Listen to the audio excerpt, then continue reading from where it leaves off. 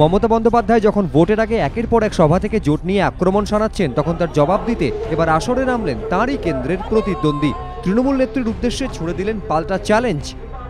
Door to ডোর প্রার্থী প্রত্যেক বাড়িতে যেতে পারে, আমি মমতা বন্দ্যোপাধ্যায়ের বাড়িতেও ভোট চাইতে যাব, কেন যাব না?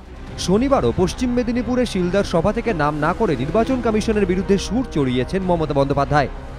কেউ ধমকালে ভয় পাবেন না, বাইরে থেকে কেউ আসবে 3 দিন পরে চলে যাবে, এলাকায় কিন্তু আপনারা থাকবেন। দীপার পাল্টা কটাক্ষ, ভয় পেয়েছেন মমতা।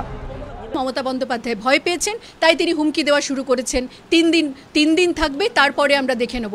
আমরাও বলছি, পাল্টা প্রত্যুত্তর দিচ্ছি। 3 দিন কেন, 19শে মের পর বাংলায় আমরা নিরাপত্তা দেবই দেব, এটা আমাদের অঙ্গীকার।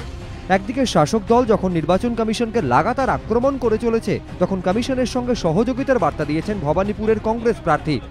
নির্বাচন কমিশন যদি আমাদের মিছিল করে যেতে বারণ করেন, আমরা নিশ্চয়ই মানব, কিন্তু ডোর টু ডোর প্রার্থী প্রত্যেক বাড়িতে যেতে পারে, আমি মমতা বন্দ্যোপাধ্যায়ের বাড়িতেও ভোট চাইতে যাব, কেন যাব না?